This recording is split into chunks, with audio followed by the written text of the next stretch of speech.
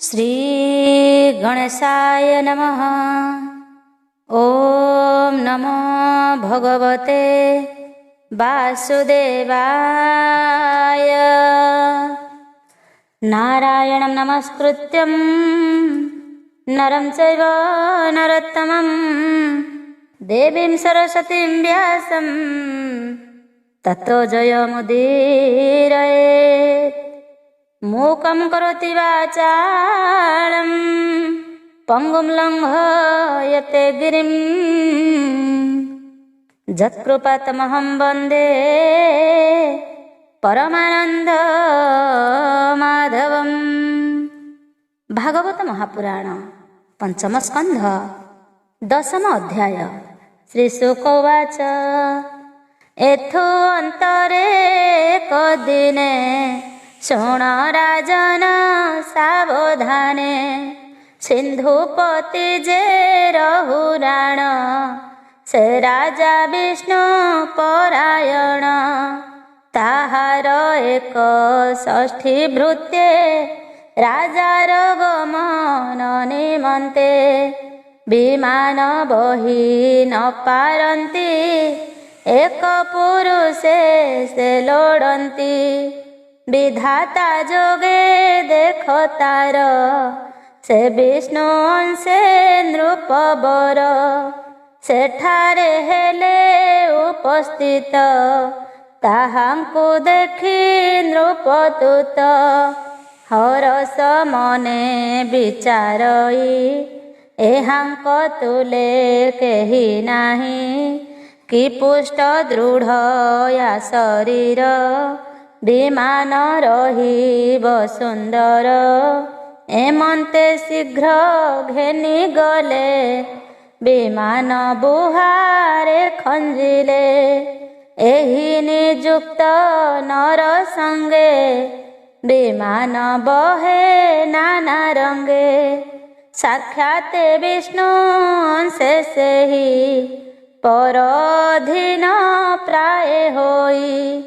से जे परम भागवत ए कर्म तार अनुचित। विमान बहि न पारई विषम श्रमे से चलई। क्षुद्र जंतुंक मृत्यु भये पाद न खेपन्ति निर्भये। तेणु विमान वक्र होई राजार कष्ट हुए देहि। विमान बुहा पराशरे राजा कहई कोप भरे। विषम सम भाव होई विमान बह काहि पाई। प्रभु वचने कोप भरे शुणी कंपिले से किंकरे। अत्यंत भय चित्त होई जड़कु देले से देखाई। भूनाथ आंभ दोष नाही ए जे पुरुष न चलई। एहार वक्र गति पाई विमान वक्र भाव होई। भूनाथ शुण सावधाने पुणी चलई विमाने। एहार संग तेरा जन बहि न पारिबु विमान। संसर्ग दोषरु आंभर दंडी बजेबे नृपवर। एमंते भृत्य वाक्य शुणी से जे राजन शिरोमणि। स्वभावे साधु से बोलाई रजगुण रे क्रोध बही। विष्णु भकत विप्रवर ताहाकु कहई उत्तर। रहुराण उवाच सुपुष्ट स्थूल तो शरीर कठिन पीन पादौर। सकिते चलु कि कारणे ए तोर अंग निष्कारणे। क्षुद्र जे तोर संगतरे ବିମାନ ବହନ୍ତି ତତ୍ପରେ ବ୍ୟର୍ଥ ଏ ତୋର କଳେବର ମିଥ୍ୟାରେ ବହୁତ ଶରୀର ଏମନ୍ତେ ଶୁଣ ପରୀକ୍ଷିତ ସେ ଯେ ବ୍ରାହ୍ମଣ ବିଷ୍ଣୁ ଭକ୍ତ ଏମନ୍ତ ବଚନେ ମୌନ ସ୍ୱଭାବେ ବହଇ ବିମାନ ପୁଣି ବିମାନ ଚକ୍ର ହେଲା ସେ ରାଜା ଅତି କୋପ କଲା ଆରେ ପାମର ମୂଢ଼ ଚିତ୍ତ ଜୀବନ ଥାଉ ତୁହି ମୃତ ଏ ମୋର ଅଙ୍ଗେ କଷ୍ଟ ଦେଉ ଉନ୍ମତ୍ତ ଭାବ କିମ୍ପା ବହୁ ଯମର ପ୍ରାୟେ ମୁଁ ଅଟଇ ଦୁଷ୍ଟଙ୍କ ଦର୍ପ ମୁଁ ଧ୍ୱଂସଇ ତୋହର ମତ ଭାବ ମୁହିଁ ଆଜ ଯେ ଦୂର କରିବଇଁ ଏମନ୍ତେ ଅତି ନିନ୍ଦାମାନ ବହୁତ କଲା ସେ ରାଜନ ରଜଗୁଣରୁ କ୍ରୋଧ ତାର ତମ ଗୁଣରୁ ଅହଙ୍କାର ସକଳ ଭୂତେ ଦୟାସାର ସେ ଯେ ବ୍ରାହ୍ମଣର କୁମର ଈଷତ ହାସ୍ୟ ବଦନରେ ବଚନ କହଇ ରାଜାରେ ଭରତବାଚ ଭୋ ନୃପ ଶୁଣ ସାବଧାନେ ତୁମ୍ଭେ ଯେ କହିଲ ବଚନେ ଗମନ କରି ନ ପାରଇ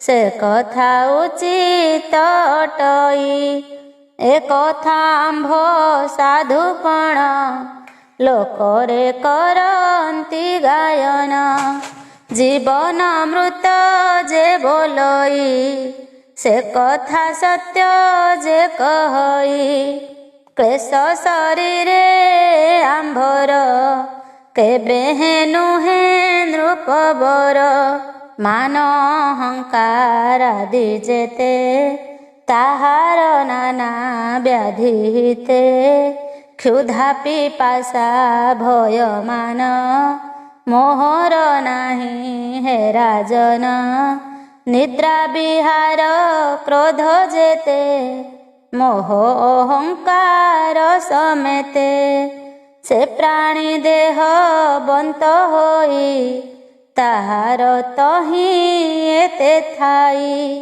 ମୋହର ଦେହେ ଏତେ ନାହିଁ ଜୀବନ ଥାଉ ମୃତ ମୁହିଁ କେ ଅବା କାହାକୁ ବହଇ ଏମନ୍ତ ମୁହିଁ ନ ଦେଖଇ କେ ବାଈଶ୍ୱର କେ କିଙ୍କର ଏମନ୍ତ ନ ଦେଖି ଉପର ତୁମ୍ଭ ଆମ୍ଭର ଏ ବିଚାର କିମ୍ପା କହିଲ ନୃପବର ଆମ୍ଭେ କି କହିବୁ ତୁମ୍ଭରେ ସ୍ୱଭାବେ ଜଡ଼ ଶରୀରେ ପ୍ରମତ୍ତ ଜଡ଼ ଭାବେ ମୁହିଁ ବିମାନେ କେବେ ହେନ ବହି ଶ୍ରୀ ଶୁକବାଚ ଶୁଣ ପରୀକ୍ଷ ନୃପବର ସେ ଯେ ବ୍ରାହ୍ମଣର କୁମର ସୁଶୀଳ ସମ ସାଧୁ ଚିତ୍ତ ବିଶେଷ ବିଷ୍ଣୁର ଭକତ ତାହାର ବାକ୍ୟ ଅନୁସାରେ ଏମନ୍ତ କହି ସେ ମଧୁରେ ପ୍ରାରବ୍ଧ କର୍ମ କ୍ଷୟ ପାଇ ପୁଣି ବସନ୍ତି ତୁନି ହୋଇ ତତ୍ତ୍ୱଯଜ୍ଞ ଶାନ୍ତି ମନରେ ସେ ଯାଉଥିଲା ସ୍ନେହ ଭରେ ବିଷୟ କର୍ମ କରି ଦୂର ଏମନ୍ତେ ଶୁଣ ନୃପବର ଦ୍ୱିଜ ବଚନ ତତ୍ତ୍ୱଜ୍ଞାନ ବିଷୟ ତାପ ବିଖଣ୍ଡନ ଅମୃତ ପ୍ରାୟ ତାହା ଜାଣି ମନେ ଚିନ୍ତିଲା ନୃପମଣି ତକ୍ଷଣେ ଶୀଘ୍ର ଗତି ହୋଇ ବିମାନ ପଡ଼ିଲା ଓହ୍ଲାଇ। ବ୍ରାହ୍ମଣ ପଦ ଯୁଗଳରେ ଶିର ଅର୍ପିଲା ଶୀଘ୍ରତରେ। କ୍ଷମା କରାଇ ଅପରାଧ କହଇ ବାକ୍ୟ ଗଦ ଗଦ। ରହୁରାଣ ବାଚ କେ ତୁମ୍ଭେ କହ ସ୍ୱାମୀ ମୋରେ, କରୁଣା କର ଏ କିଙ୍କରେ। ଗୁପତ ହୋଇ ଭ୍ରମୁଥାଅ, ବ୍ରାହ୍ମଣ ରୂପ ତୁମ୍ଭେ ବହ। କିବା ଅବଧୂତ ବେଶରେ, କେମନ୍ତେ ବିହିଲ ଏଠାରେ। କାହିଁ ତୁମ୍ଭର ନିଜ ସ୍ଥାନ, କେମନ୍ତେ ବହିଲ ବିମାନ। ଏ ଯେ ଅପରାଧ ମୋହର, କ୍ଷମା ତୁ କର ଦ୍ୱିଜବର। ଇନ୍ଦ୍ରାଦି ଯେତେ ଦେବାସୁର, ଶଙ୍କର ଆଦି ଦିବାକର। ଏହାଙ୍କ କ୍ରୋଧରେ ମୋହର, ଭୟ ଯେ ନାହିଁ ବିପ୍ରବର। ବ୍ରାହ୍ମଣ ଅପମାନେ ମୋର, ହୃଦ କମ୍ପଇ ଥରହର। ଏଣୁ ଅପରାଧ ମୋହର, କ୍ଷମା କରିବ ବିପ୍ରବର। ଅଶେଷ ଜ୍ଞାନର କାରଣ, ତୁମ୍ଭେ ଯେ ବିଷ୍ଣୁ ପରାୟଣ। ଅଜ୍ଞାନ ପ୍ରାଣୀ ମାନଙ୍କରେ, ଦେଖାଅ ଏ ଜଡ଼ ଶରୀରେ। ତାହାର ଯେତେ ବାକ୍ୟମାନ, ଗ୍ରଥିତ ହୋଇଅଛି ଜ୍ଞାନ। ସକଳ ଜ୍ଞାନ ମନ୍ତ ତୁହି, ତୋତେ ମୁଁ ପ୍ରସନ୍ନ କରଇ। ଜ୍ଞାନ ସ୍ୱରୂପ ଏ ତୋହର, ଭୋ ନାଥ ମୋତେ କୃପା କର। ଉତ୍କଟ ଜଡ଼ ରୂପ ହୋଇ, ପ୍ରାଣୀଙ୍କ ହିତେ ଭ୍ରମୁଥାଇ। ଭୋ ନାଥ ବିପ୍ର ଯୋଗେଶ୍ୱର, ମୁଁ ମୂଢ଼ ମତି ଯେ ପାମର। କେମନ୍ତ ତୋତେ ଚିହ୍ନିବଇ, ସ୍ୱଭାବେ ଗୃହ ବନ୍ଧେ ରହି। ଏ ଯେ ମୋହର ଅନୁଚର, ଅତ୍ୟନ୍ତ ମୂଢ଼ ଦୁରାଚାର। ଅଜ୍ଞାନ ହେତୁ ଆଣିଦେଲେ, ବିଧାତା ଘଟଣାର ବଳେ। ଶୁଣ ପରୀକ୍ଷ ସାବଧାନେ, ସେ ବିପ୍ର ନୃପର ବଚନେ। ଜ୍ଞାନ ବୈରାଗ୍ୟ ଆଦି କରି, ସକଳ ଏଥି ଅଛି ପୁରୀ। ଗୋବିନ୍ଦ ପାଦ ପଦ୍ମ ତଳେ, ମନ ତୁ ରଖ ସୁନିଶ୍ଚଳେ। ପଞ୍ଚମ ସ୍କନ୍ଧେ ଏହୁ ବାଣୀ, ଶୁଣି ସଂସାରୁ ତର ପ୍ରାଣୀ। କୃଷ୍ଣ ଚରଣେ ନିତ୍ୟ ଭଜ, କହଇ ଜଗନ୍ନାଥ ଦ୍ୱିଜ।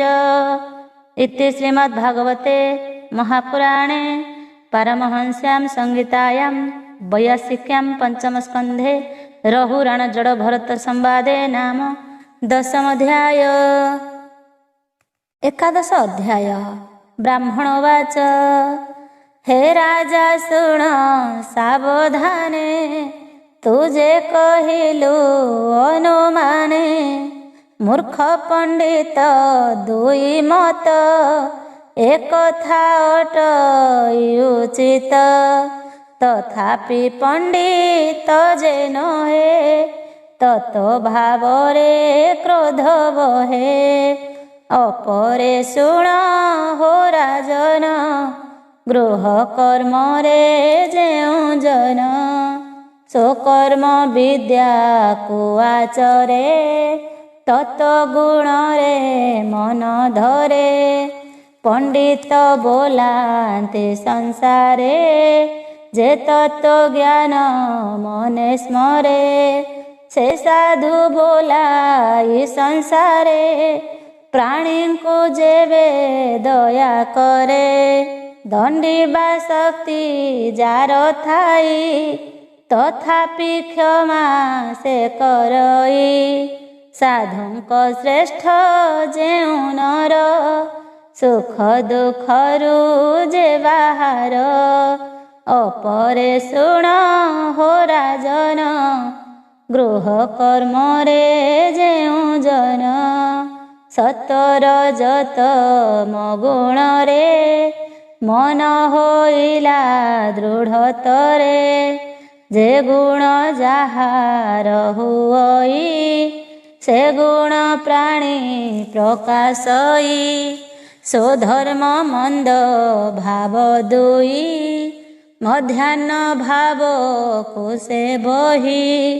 ଧରଇ ଗୁଣ ଅନୁସାରେ, ସ୍ୱରୂପ ବ୍ୟବହାର ପରେ। ଯେ ସୁଖ ଦୁଃଖ ଆଦି କରି, ଲୋଭଇ କର୍ମକୁ ଆଦରି। ଦେଖ ଏ ଅନିତ୍ୟ ସଂସାର, ମାୟାରେ ହୋଇ ତତ୍ପର। ତାହାର ଗୁଣ ଅନୁସାରେ, ପ୍ରାଣୀ ଯେ କର୍ମ ମାନ କରେ। ଏ ତର୍କ ଭାବକୁ ଯେ ବହି, ସକଳ ସାକ୍ଷୀ ହୋଇ ସେହି। ତେଣୁ କହନ୍ତି ବେଦସାର, ଗୁଣ ନିର୍ଗୁଣ ଏ ଅପାର। ସୁଗୁଣ ପ୍ରାଣୀ ମାନଙ୍କର, ନାନା ବ୍ୟସନ ଯେ ଅପାର। ନିର୍ଗୁଣ ଭାବକୁ ଯେ ଧରେ, ସେ ପ୍ରାଣୀ ଭବ ଜଳୁତରେ। ମୃତ ପ୍ରଦୀପ ପ୍ରାୟ ହୋଇ, ସଗୁଣେ ସଂସାରେ ଭ୍ରମଇ। ଦ୍ରବ୍ୟର ଭାବେ କର୍ମମାନ, ଆଶ୍ରୟ ଆଦି ହେ ରାଜନ।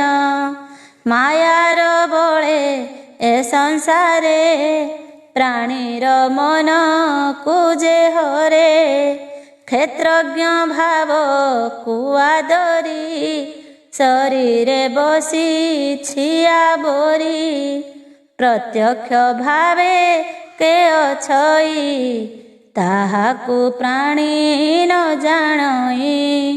ଶୁଦ୍ଧ ଶୁଦ୍ଧ ସଦାଚାର, ସେ ଯେ କରନ୍ତି ପ୍ରାଣୀଙ୍କର। ଅପରେ ଶୁଣ ହେ ରାଜନ, କ୍ଷେତ୍ରଜ୍ଞ ପୁରୁଷ ପ୍ରମାଣ।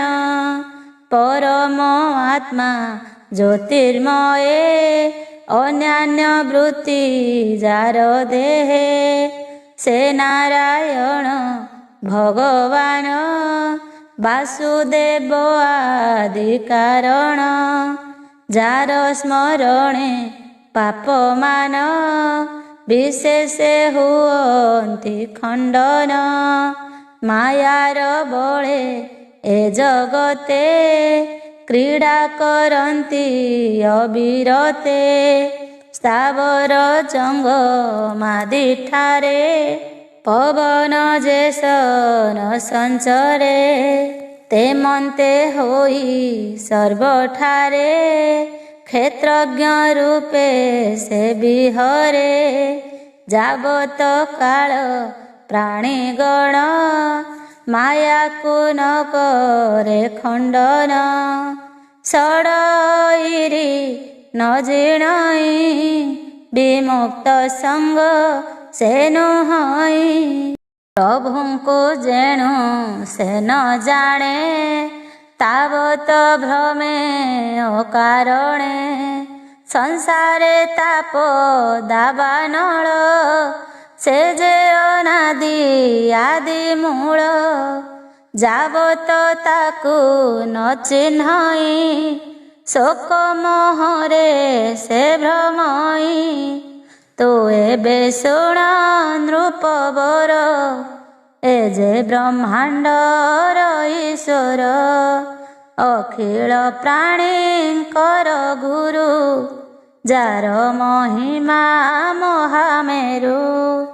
ତାହାର ଚରଣାର ବିନ୍ଦେ ମନ ନିବେଶି ଅପ୍ରମାଦେ ମାୟା କପଟ ଏ ସଂସାର ତୁ ଏହା ଶୀଘ୍ର ପରିହର କହି ବିପ୍ର ଜଗନ୍ନାଥ ହରିଚରିତ ଭାଗବତ ପଞ୍ଚମ ସ୍କନ୍ଧେ ହରିବାଣୀ ଶୁଣି ସଂସାରୁ ତର ପ୍ରାଣୀ ସେ ପାଦ ପଦ୍ମ ଯୁଗଳରେ ଚିତ୍ତ ମୋରହୁ ନିରନ୍ତରେ।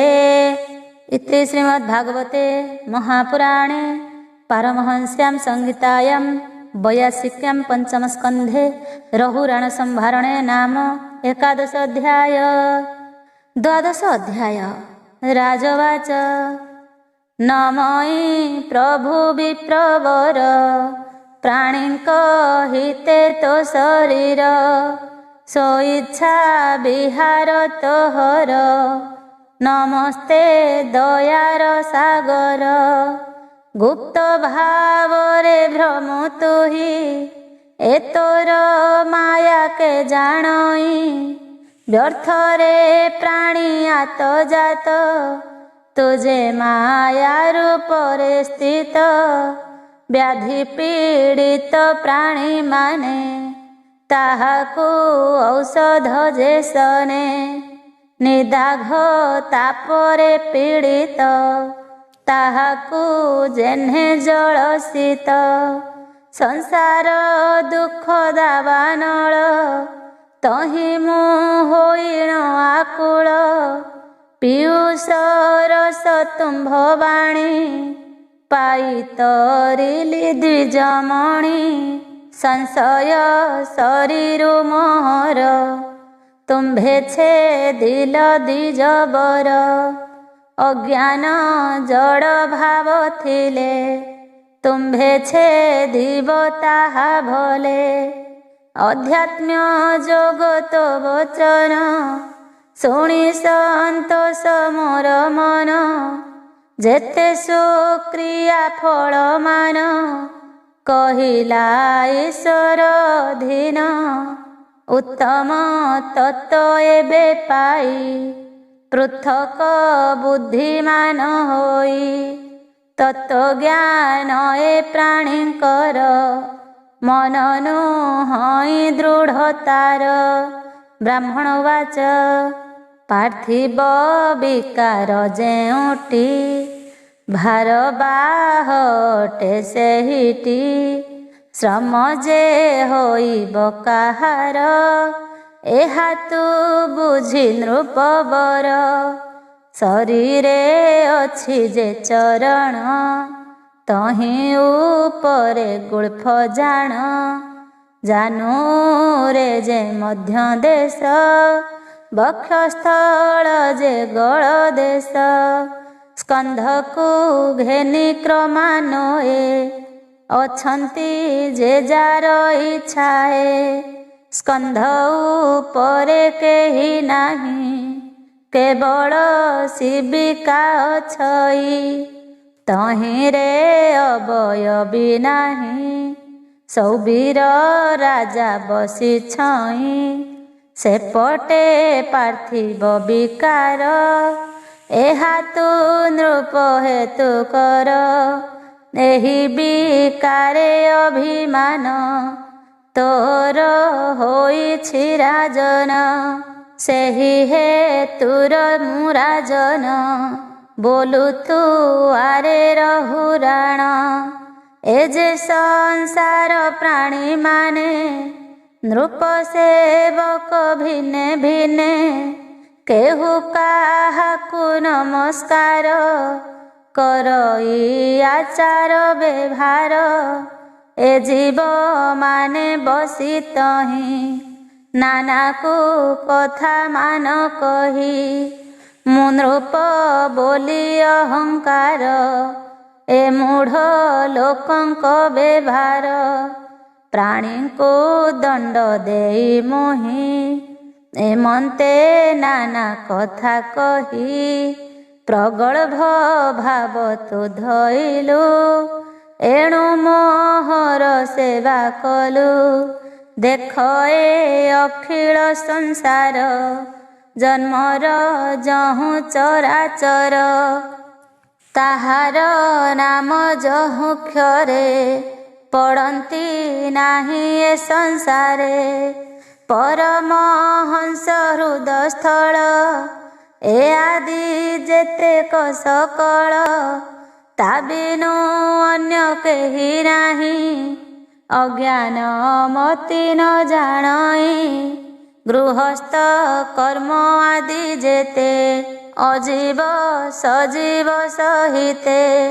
ଦିବ୍ୟ ସ୍ୱଭାବ କାଳ କର୍ମ, ପୃଥକ ଭାବ ଏହୁ ମନ। ଜ୍ଞାନ ବିଶୁଦ୍ଧ ଯେ ଅଟଇ, ପରମ ଆତ୍ମା ରୂପ ବହି।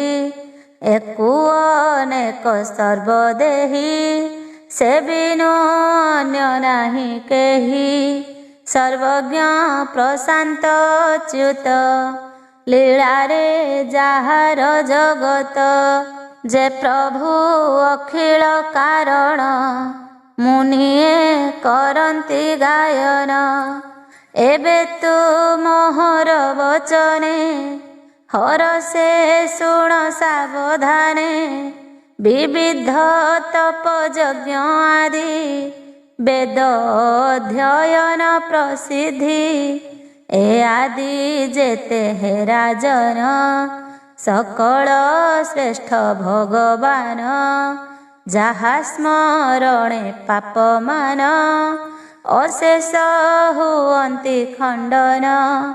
ଉତ୍ତମ କଥା ଶ୍ଲୋକ ସାର, ଯେ ପ୍ରାଣୀ କରନ୍ତି ଉଚ୍ଚାର। ଗ୍ରାମ୍ୟ କଥାରେ ତାର ମତି, କେବେ ହେ ନହେ ମହୀପତି। ଯେବେ ନିଶ୍ଚଳ ଭାବେ ମନ, ପ୍ରଭୁରେ କରଇ ଅର୍ପଣ। ତାହାକୁ ପ୍ରଭୁ ଭାବ ଗ୍ରାହୀ, ସତ୍ୟ ପ୍ରଧାନେ ମନ ଦେଇ। ଏବେ ହୋ ଶୁଣ ନୃପମଣି, ଆତ୍ମର ପୂର୍ବ ଜନ୍ମ ବାଣୀ। ଭରତ ନାମେ ରାଜା ମୋହି, ବ୍ରହ୍ମାର ବଂଶେ ଜାତ ହୋଇ। ସର୍ବସମ୍ପଦ ଦୂର କଲି, ନିଶ୍ଚଳେ ପ୍ରଭୁଙ୍କୁ ଭଜିଲି। ପୂର୍ବର ମୋର କର୍ମ ଫଳ, ମୃଗ ସଙ୍ଗରୁ ମତି ଭୋଳ। ଯେଣୁ ଅସାଧୁ ଆଚରିଲି, ମୃଗ ଶରୀର ମୁଁ ପାଇଲି। ଯେଣୁ ମୋହର ପୁଣ୍ୟ ଥିଲା, ପ୍ରଭୁଙ୍କ କରୁଣା ହୋଇଲା। ତେଣୁ ପୂର୍ବର କଥା ମାନ, ମୋହର ହୋଇଲା ସ୍ମରଣ। ଏବେ ହୋ ଶୁଣ ନୃପବର, ଲଭିଲି ବ୍ରାହ୍ମଣ ଶରୀର। ତେଣୁ ସଙ୍ଗକୁ ମୁହିଁ ଡରି, ଏ ଜଡ଼ ରୂପକୁ ଆବରି। ଭ୍ରମଇ ଏ ଭବ ସାଗରେ, କର୍ମ ବନ୍ଧନ ଖଣ୍ଡିବାରେ। ଏକାନ୍ତ ନିଶ୍ଚଳ ଭାବରେ, ମନ ନିବେଶି କୃଷ୍ଣ ଠାରେ। ଶୁଣ ରାଜନ ଏକ ମନେ, ଏଣୁ ସଂସାରେ ପ୍ରାଣୀ ମାନେ। ଅସଙ୍ଗ ସଙ୍ଗେ ମୋହ ହୋଇ, ନାନା ଯୋନିରେ ଭ୍ରମୁଥାଇ। ସାଧୁଙ୍କ ସଙ୍ଗଟି ଯାହାର, ପବିତ୍ର ହୁଅଇ ଶରୀର। ନିଶ୍ଚଳ ମତି ଯେବେ ହୋଇ, ସଂସାର ସାଗରେ ବୁଡ଼ଇ। ସାଧୁ ସଙ୍ଗତି ପ୍ରଭାବରେ, ପ୍ରଭୁର କୃପା ହୋଇ ତାରେ। ସେ ଯେ ଅନାଦି ଚକ୍ରଧର, ଜଗତ ବନ୍ଧୁ ଦାମୋଦର। ସେ ପ୍ରଭୁ ପାଦ ପଦ୍ମ ତଳେ, ମନ ମୋ ରହିବ ନିଶ୍ଚଳେ। କହଇ ବିପ୍ର ଜଗନ୍ନାଥ, ପଞ୍ଚମ ସ୍କନ୍ଧେ ଭାଗବତ। इति श्रीमद्भागवते महापुराणे पारमहंस्यां संहितायां वैयासिक्यां पंचमस्कन्धे रघुराणभरतसंवादे नाम 12 अध्याय। त्रयोदश अध्याय। ब्राह्मणोवाच जे पथ अत्यंत दुर्गम माया रे तहि होई भ्रम रजत मरे भिन्नमति पथु की भावे कर्म चिंती से प्राणी संसार भ्रमई सुखर लेस तार नाही ए जे संसार महाघोर नाना दुस्तर भयंकर एथे निवेशी दृढ़ मन नाना जात नारजे स्थान बाते उन्मील रेणु लागी के चक्षु बुझी दुख भागी विविध घोर सन लागी कष्टे होइब दुख भागी भल्लुक आदि घोर बाणी दुखित आत्मा ताहा शुणी क्षुधा पीड़ित जेबे होई निष्फल वृक्ष कुधामयी केबे हे मृग तृष्णा देखी जलर प्राय उपलखी निराश होई न तहिरे धामई शुष्क नदी तीरे अन्यान्य भाव कुसे बही निर्धन प्राणी को मागई दारात नय अग्नि प्राय तहे क्रीड़ई माया मोहे केबे हे शांति न भजई पुणी उद्वेग मन होई विविध सुख दुख पाई परम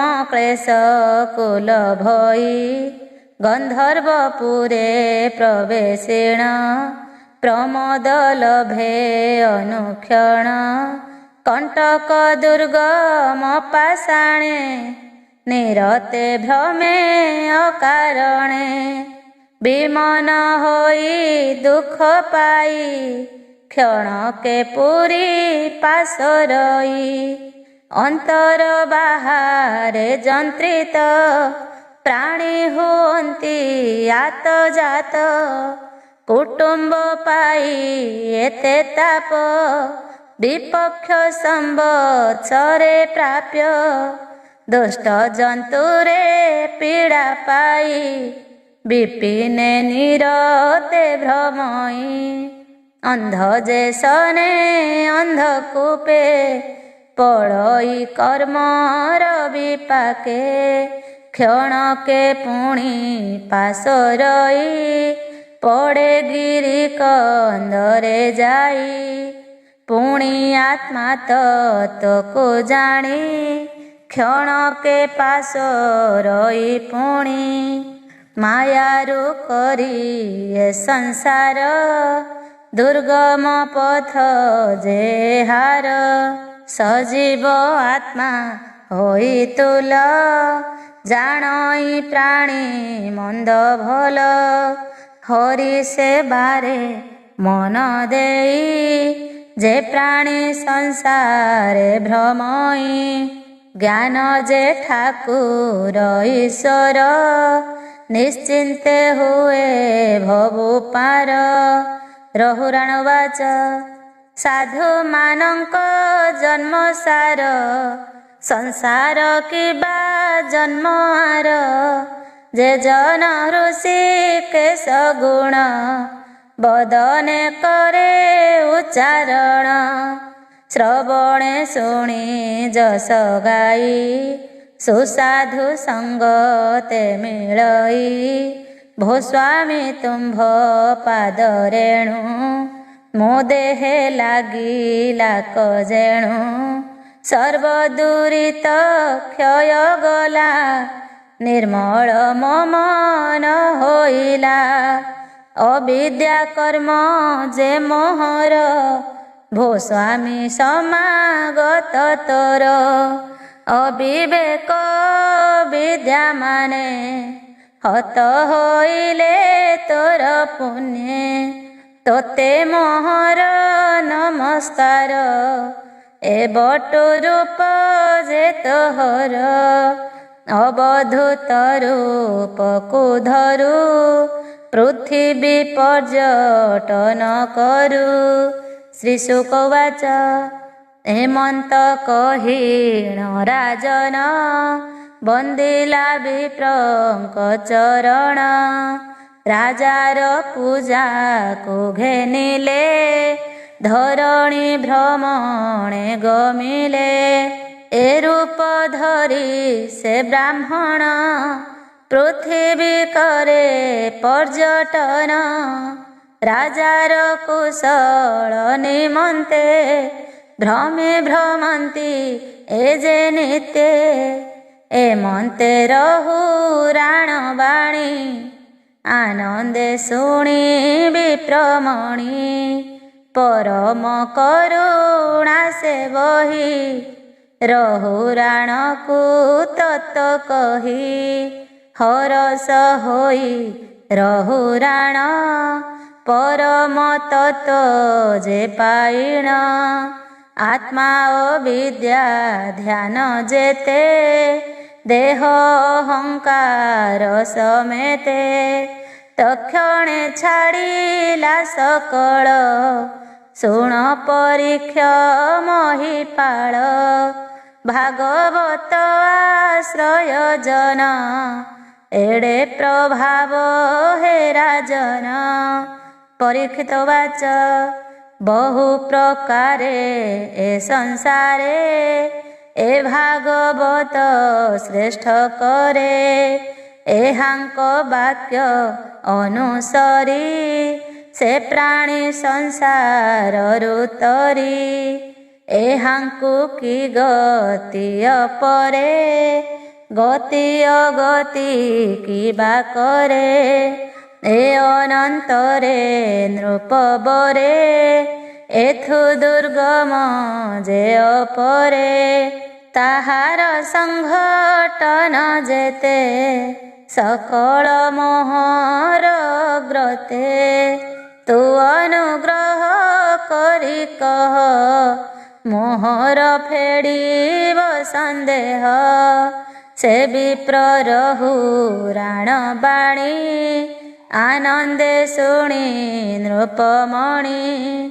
କର୍ଣ୍ଣେ ଶୁଣନ୍ତି ଯେତେ ପ୍ରାଣୀ ଘୋର ସଂସାର ଯାନ୍ତି ଜିଣି।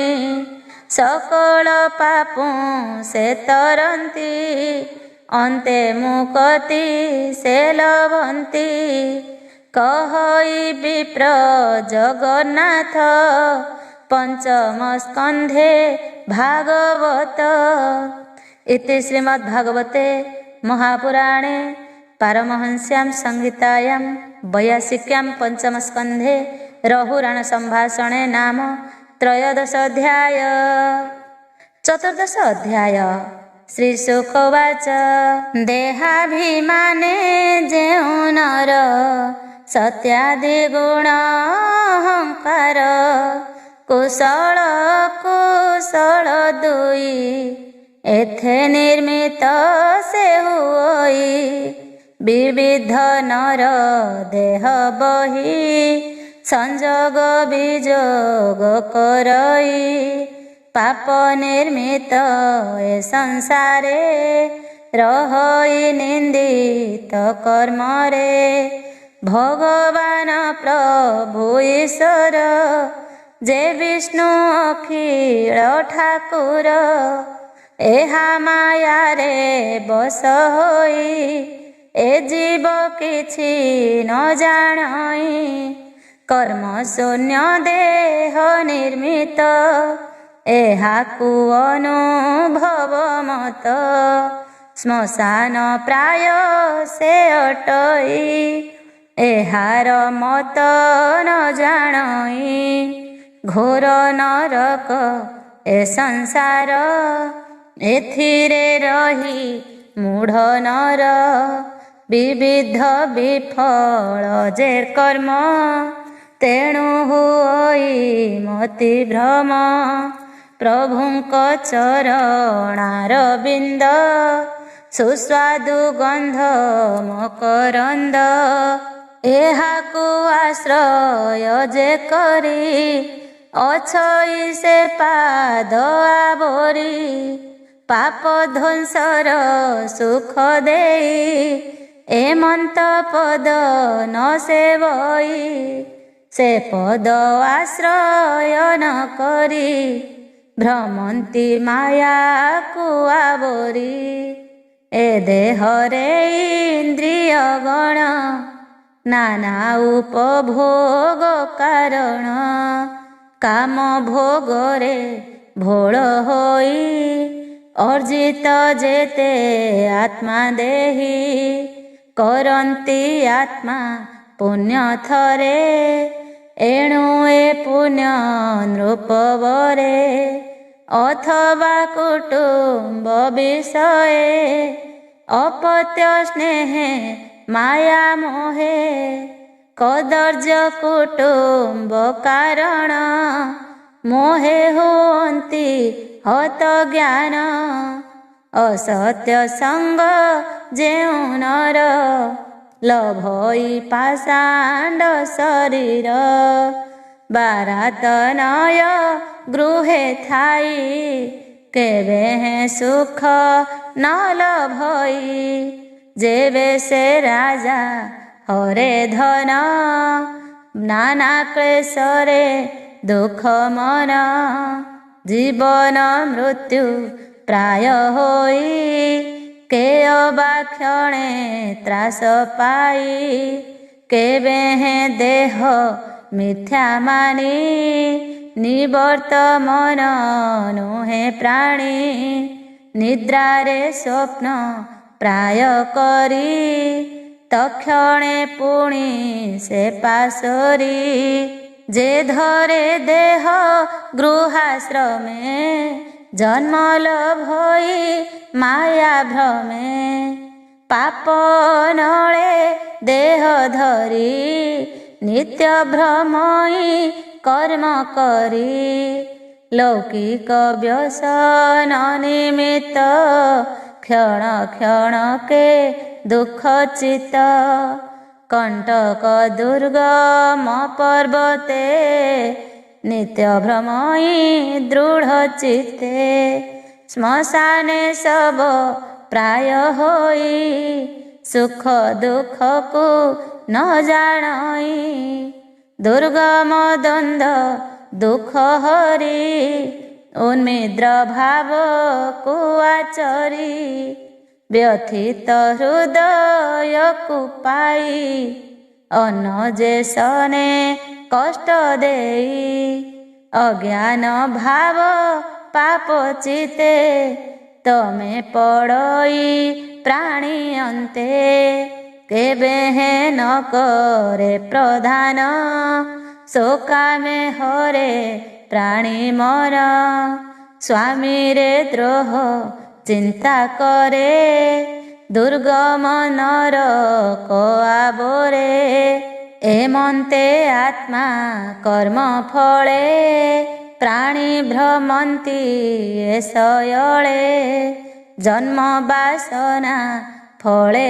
ତାର ପୁଣି ଜନ୍ମଇ ଏ ସଂସାର ଶୁଣ ରାଜନ ଏକ ମନ ଯେବେ କର୍ମେ କର୍ମମାନ ଛେଦନ୍ତି ହରି ଆଶ୍ରେ କରି ତେବେ ସେ ଭବୁ ଯାନ୍ତି ତରି କେବେ ନାନା ମତବାଦେ ଦୈବର ବିଭୂତି ସମ୍ପଦେ କେବେ ହୃଦେ ନ ଚିନ୍ତିବ ବିଷ୍ଣୁର ପାଦେ ମନ ଦେବ ଅନ୍ୟର ଧନ ଅନ୍ୟ ନେଇ ସ୍ୱଭାବେ କର୍ମ ନ ଜାଣଇ ଏ ଯେ ସଂସାର ଘୋର ପଥ ନାନା ଉପସର୍ଗ ସହିତ ଏହା ଆଶ୍ରୟ କରି ପ୍ରାଣୀ ଏ ସର୍ବନୁଭବ ଜାଣି ଶୋକଲ ଭାଦି ମୋହମାନ ମାତ୍ସର୍ଯ୍ୟ କ୍ରୋଧ କ୍ଷୁଧା ଜନ୍ମ ପାପାତ୍ମାଧି ବ୍ୟାଧି ଯେତେ ଜରା ମରଣାଦି ସହିତେ ଦେବ ମାୟାରେ ମୋହ ହୋଇ ନାରୀର ବଶ ଭାବ ବହି ଅମୃତ ଲତାରେ ବନ୍ଧନ ତହିଁରେ ମନ ହୁଏ ଛନ୍ନ ତା ଅବଲୋକନେ ବିହାର ତେଣେ ଆସକ୍ତ ମୂଢ଼ ନର ସୁତ ଦୁହିତାର ବଚନେ ଚିତ୍ତ ନିବେଶୀ ଅନୁକ୍ଷଣେ ହୃଦୟରେ ଆନନ୍ଦିତ ହୋଇ ଆତ୍ମାକୁ ତହିଁରେ ବଢ଼ାଇ ଅଜୀବ ଆତ୍ମା ଯେ ଅଟନ୍ତି ଜୀବକୁ ନରକେ ପକାନ୍ତି କେବେ ନ କର ପୀଡ଼ିତ ଯହିଁ ବୁଡ଼ଇ ନିତ୍ୟଚିତ ଯାହାର କାଳ ଚକ୍ର କରି ଆତ୍ମାର ଶତ୍ରୁକୁ ନିବାରି ସକଳେ ବସଟି ଯାହାର ଏମନ୍ତ ପ୍ରଭୁ ଯେ ଈଶ୍ୱର ଯାହାର କାଳ ଚକ୍ର କରେ ଭ୍ରମଇ ଅଖିଳ ସଂସାରେ ସେ ଯଜ୍ଞ ପୁରୁଷ ଠାକୁର ତାହାକୁ କରି ଅନାଦର ଆତ୍ମାର ଗତି ନ ବିଚାରି ବିବିଧ କୁପଥ ଆଚରି ନିଗମ କାରଣ କର୍ମ କରନ୍ତି ହୋଇ ମତି ଭ୍ରମ ପାଷାଣ୍ଡ ଭାବରେ ବିଦିତ ଆତ୍ମାକୁ କରନ୍ତି ବଞ୍ଚିତ ମୈଥୁନ ଭାବ ଅନୁକ୍ଷଣେ ଆକୁଳ କୁଟୁମ୍ବ ପୋଷଣେ ଅଜ୍ଞାନ ପାଷାଣ୍ଡ ବ୍ୟବହାରେ ନିରତେ ବିଷୟା ବିହରେ ଅତି କୃପଣ ବୁଦ୍ଧି ହୋଇ ଅନନ୍ୟ ସ୍ନେହ ଭାବ ବହି ଗୁଣ ବିହାର ଅନୁକ୍ଷଣେ ଇତ୍ୟାଦି କର୍ମେ ପଥ ଶ୍ରମେ ବିସ୍ମିତ କାମ ପାଏ ତହିଁ ଆନନ୍ଦେ ସୁଖରେ ଭ୍ରମଇ ବନର ପଶୁ ଏ ଯେ ସନେ ନିରାଶ ବୃକ୍ଷ ମାନ ଭଗ୍ନେ ଦାରାତ ନୟ ପୋଷିବାରେ ପଶନ୍ତି ଗିରିର କନ୍ଦରେ ଶୀତ ତପତ ଦୁଃଖ ମାନ ଦେହର ବିଭୂତି ବ୍ୟସନ ଦୋସ୍ତର ଚିନ୍ତା ମଗ୍ନ ହୋଇ ବିଖଣ୍ଡ ଭାବରେ ରହି ଦ୍ରବ୍ୟ ସଂଘାରେ ଶେଷ ଭାବ କ୍ଷୀଣ ଧନରେ ଅଳ୍ପ ଲାଭ କେବେ ଉପଭୋଗ ତାର ଦ୍ରବ୍ୟ ବିହୀନେ ହୁଏ ଦୂର ପୁଣି କେବେ ମନୋରଥ ଦ୍ରବ୍ୟ ଲାଳସେ ଉପଗତ ପୁଣି କେବେ ଦ୍ରବ୍ୟ ପାଇ ମତି ତାହାର ତୁଟେ ହୋଇ ସୁଖ ବିହାର ଆଦି ଯେତେ ଅଛଇ କଳତ୍ର ସହିତେ ଏମନ୍ତେ ଚିତ୍ତ ବୃତ୍ତି ସଙ୍ଗେ ବୁଡ଼ଇ ସ୍ନେହ ଅନୁରାଗେ ତେଣୁ ସେ ପୁଣ୍ୟ ବାସନାରେ ବହଇ ବିବିଧ ଶରୀରେ ତେଣୁ ସଂସାର ପଥେ ନର ନାନା କ୍ଲେଶ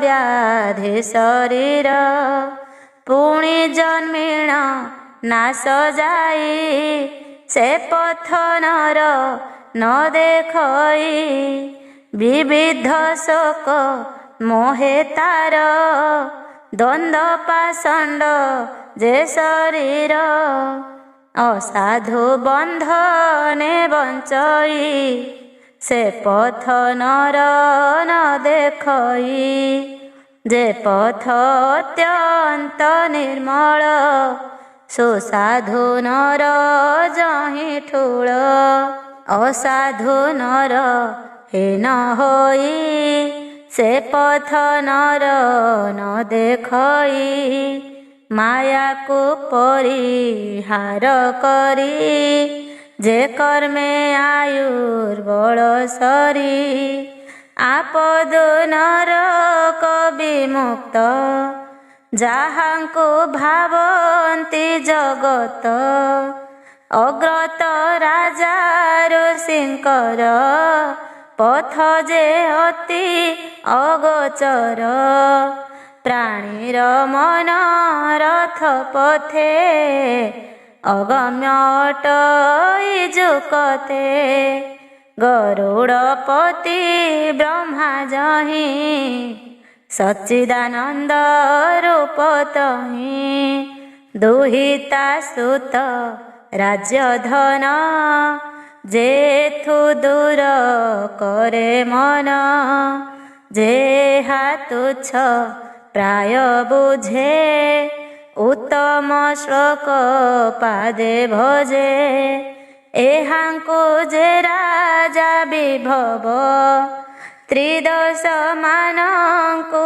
दुर्लभ एहा न देखी साधु जन महत पुरुष आख्यान से पादे भक्ति भाव बही अछंती मन को बुड़ाई ए यज्ञ धर्म तपमय विधि निर्गुण जोग देह सांख्य जोगरे जेहु सार जे प्रभु प्रकृतीश्वर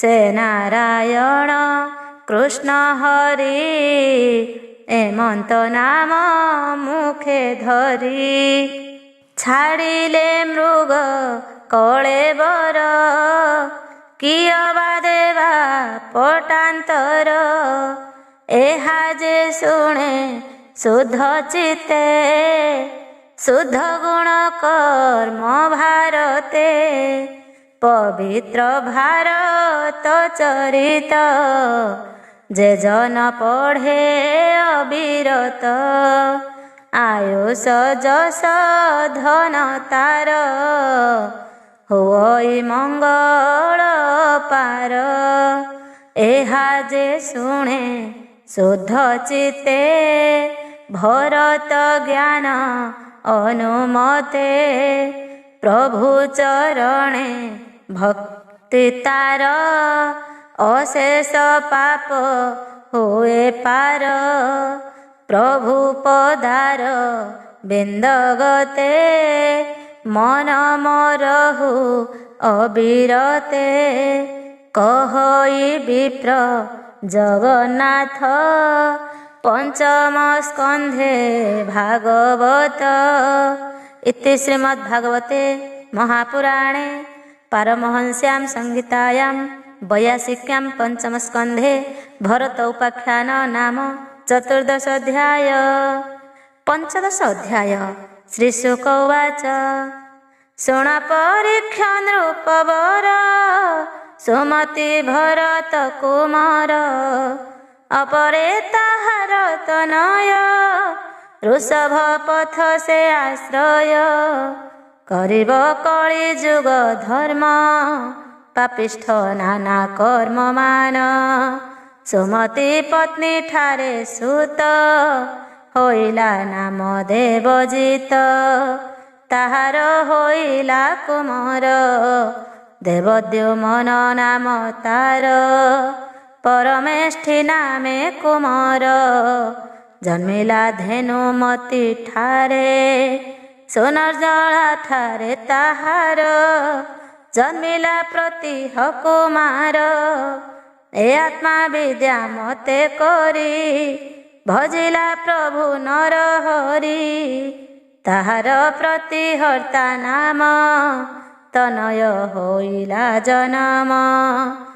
ପ୍ରତିହର୍ତ୍ତାର ଯେ କୁମାର ବହୁ ଅପତ୍ୟ ନୃପବର। ଅଜବ ଭୂମା ଯେ କୁମାର ହୋଇଲା ସତ୍ୟ ଠାରେ ତାର। ଋଷିକୁଲ୍ୟାର ଠାରେ ତାର ଜନମ ହୋଇଲା କୁମାର।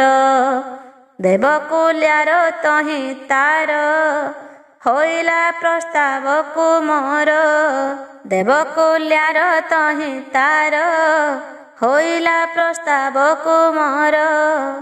ବିରୁଚ୍ଛା କନ୍ୟା ତହିଁ ତାର ଏକଇ ହୋଇଲା କୁମାର। ରତିର ଠାରେ ଯେ ତାହାର ପୃଥୁ ଯେ ହୋଇଲା କୁମାର। ଆକୁତି ଠାରେ ତାର ସୁତ ନକ୍ତସେନ ନାମେ ବିଦିତ। ଗୟ ନାମକ ଯେ କୁମାର ହୋଇଲା ଶୁଣ ନୃପବର। ସେ ବିଷ୍ଣୁ ଅଂଶକୁ ବହଇ ନାନା ଲକ୍ଷ୍ୟରେ ପୂର୍ଣ୍ଣ ହୋଇ ସ୍ୱଧର୍ମେ ପ୍ରଜା ପାଳନରେ ମନ ତାହାର ନିରନ୍ତରେ। ଯେ ମହାପୁରୁଷ ଈଶ୍ୱର ତାହାଙ୍କୁ ମୋର ନମସ୍କାର। ଅନାଦିନାଥ ନିରାକାର ସେ ସର୍ବଦେବଙ୍କ ଈଶ୍ୱର। ତାହାଙ୍କ ତହିଁ ମନ ଥୋଇ ପରମ ତତ୍ତ୍ୱ ଭାବ ବହି। ସାତ୍ୱିକ ଧର୍ମମତି ହୋଇ ଆନନ୍ଦେ ପାଳଇ ସେ ମହି। ତାହାର ଗୁଣ ମହି ତଳେ ଗାୟନ କରନ୍ତି ସକଳେ। ଏହାର ସମକେ ସଂସାରେ ଯଜ୍ଞାଦି କର୍ମ କରିବାରେ। ତାହାର ଭକ୍ତି ଭାବ କରି ବଶ ହୋଇଲେ ନର ହରି। ତାହାକୁ ଦକ୍ଷ କନ୍ୟା ବରି ଆନନ୍ଦେ ଅଭିଷେକ କରି। ସକଳ ତୀର୍ଥ ଜଳ ନେଇ ରାଜତ୍ୱ ପଣ ତାକୁ ଦେଇ। ରାଜ୍ୟରେ ପ୍ରଜା ସୁଖ ପାଇ ବହୁତ ଶସ୍ୟ ଦେଲେ ମହି। ମହିରେ ଯେତେ ନୃପବର ଖଟନ୍ତି ପୟରେ ତାହାର। ସଂଗ୍ରାମେ ତାହାର ଚରିତ ସ୍ତୁତି କରନ୍ତି ସୁରବନ୍ତ। ଯାହାର ଯଜ୍ଞ ମାନଙ୍କରେ ସନ୍ତୁଷ୍ଟ ହେଲେ ବେଦବରେ। ସୂର୍ଯ୍ୟାଦି ନବଗ୍ରହ ଯେତେ ସନ୍ତୁଷ୍ଟ ହୋଇଲେ ସମସ୍ତେ। ଏ ଅନନ୍ତରେ ପରୀକ୍ଷିତ ତାହାର ହେଲେ ତିନି ସୁତ। ସୁଗତି ଚିତ୍ରରଥ ନାମ ତୃତୀୟ ସେ ଅବିରୋଧନ। ଚିତ୍ରରଥର ପତ୍ନୀ ଠାରେ ସନ୍ତୁଷ୍ଟ ଚିତ୍ତେ ବେଦବରେ। ଅନବତୀ ପତ୍ନୀ ତାହାର ସମ୍ରାଟ ହୋଇଲା କୁମାର। ଉଜ୍ଜଳ ନାମ୍ନୀ ଭାର୍ଯ୍ୟା ତାର ମରିଚି ହୋଇଲା କୁମାର। ତାହାର ବିନ୍ଦୁମତୀ ଠାରେ ବିନ୍ଦୁମାନ ହେଲା କୁମାରେ।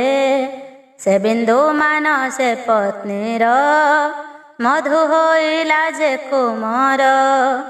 ମଧୁସୂଦନର କୁମାର ସୁମନା ନାମେ ପତ୍ନୀ ତାର। ବୀରବ୍ରତ ଯେ ପୁତ୍ର ହେଲା ଭୋଳାକୁ ସେ ତ ବିଭା ହେଲା।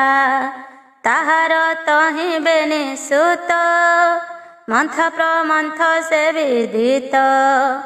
ମନ୍ଥର ସତ୍ୟ ପତ୍ନୀ ତହିଁ ଭୁବନ ହୋଇଲା ତନଇ। ଭୁବନ ପତ୍ନୀ ଠାରେ ତାର ତୁଷ୍ଟା ଜନିତ ଯେ କୁମାର। ବିରୋଚନାର ତହିଁ ତାର ବିରଜ ହୋଇଲା କୁମାର।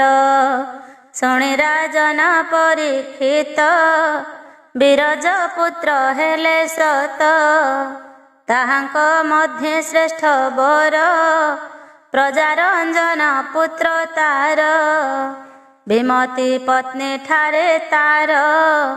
ଦୁଷ୍ଟ ଜନିତ ଯେ କୁମର, ଯେଣୁ ଏ ଲୋକେ ହୋଇ ଜାତ। ଶୁଣ ରାଜନ ପରୀକ୍ଷିତ, ପ୍ରିୟବ୍ରତର ବଂଶମାନ। ବିରାଜେ ଭାବୁ ରାଜନ, ବିଦିତ ହେଲେ ଜନମାନେ। ବିଷ୍ଣୁ ଭକତି ବିଦ୍ୟମାନେ, କହଇ ବିପ୍ର ଜଗନ୍ନାଥ। କୃଷ୍ଣ ଚରିତ ଭାଗବତ। ଇତି ଶ୍ରୀମଦ୍ଭାଗବତେ महापुराणे पारमहंस्यां संहितायां 82 पंचमस्कन्धे प्रियव्रत राजा वंशवर्णने नाम 15 अध्याय।